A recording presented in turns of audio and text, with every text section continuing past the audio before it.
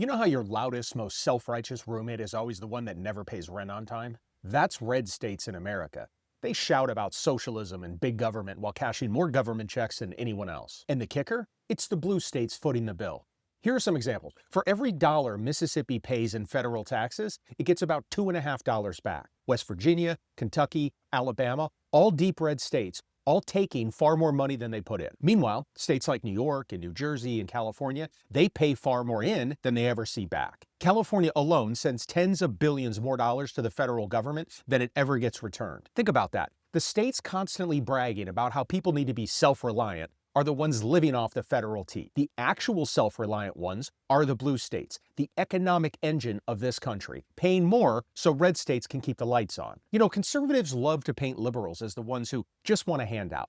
Wrong. Our hands are out, but they're holding cash, and it's the red states that are doing the taking. It's kind of like those group projects in school. The kid doing nothing but still whining that the project was unfair to him. Except now the kid is in Congress yelling socialism while he's voting to raid the fridge. And how about disaster relief? Every hurricane in Florida, every tornado that rips through Oklahoma or Kentucky, and every flood in Louisiana. Who's there with billions in relief money? The same federal government that those states love to trash. And it's the blue states filling those federal bank accounts. Texas loves to posture about independence, but the second a storm blows through, they've got their hands out. You remember the Texas power grid collapse in 2021? Governor Abbott was busy blaming wind turbines while begging for FEMA dollars. Shows you how independent they really are. They are, until the lights go out. And when Hurricane Sandy hit New York and New Jersey, many of those same red state politicians voted against sending aid to New York and New Jersey. It's like someone eating all the food in your fridge and then padlocking the door when you're hungry. And then there are farm subsidies. Billions in checks go out every year to farmers, especially in the Midwest and the South. That's taxpayer money keeping them afloat. And guess what?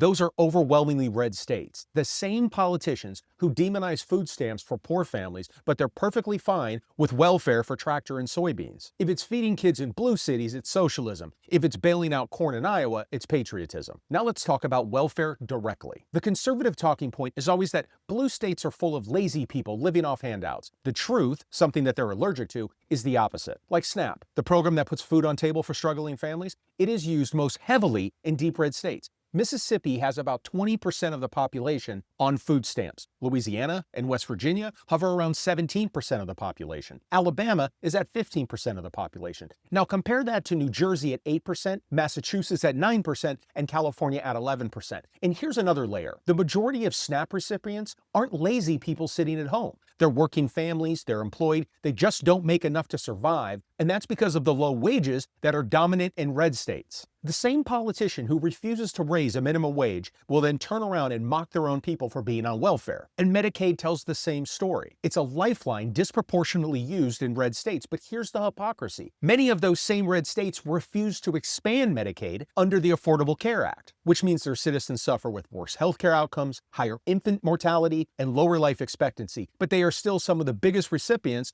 of federal Medicaid money. It's them refusing to chip into the group insurance plan, but they still want to demand coverage when they get sick. And here's where it gets personal. Mitch McConnell's Kentucky is one of the biggest net takers of federal money.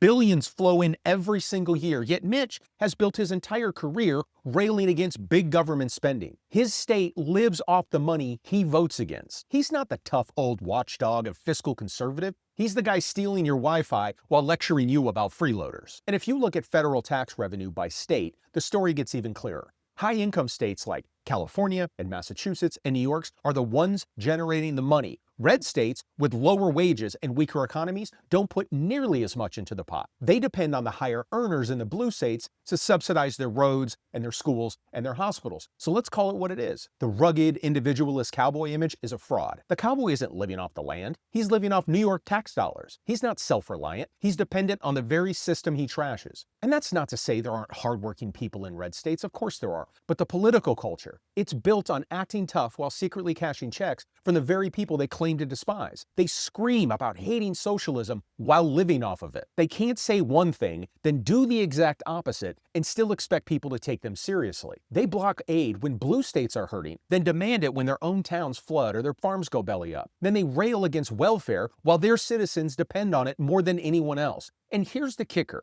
2025 has been a banner year for hypocrisy. Trump and Project 2025 have been busy slashing food assistance programs, worker protections, while some of the red states who take the most federal food aid are applauding it. That's like burning your house down just to prove to your neighbor that you don't need fire insurance. So let's recap. Disaster relief, red states take more. Farm subsidies, red states take more. Welfare programs like SNAP and Medicaid, red states take more. Taxes, blue states pay more. And who screams the loudest about big government? You guessed it, the red states. It's like screaming, "I don't need you," while holding out your hand for rent money every single month. These people will yell at socialism, but they're always the first in line for the bailout. And all the things that conservatives hate, math and facts and data, prove it. So if you're tired of being the responsible roommate paying the bills while someone else trashes the house, call it what it is. Share this. Talk about it, because freeloaders don't stop until the lights go out for everyone. We know the hypocrisy, we see the hypocrisy, and we're going to call out the hypocrisy. I hope you follow, like, subscribe. Remember, I'm not the dark left, we're the dark left. Please continue to join me in calling out the bullshit and bringing some sanity back to the conversation.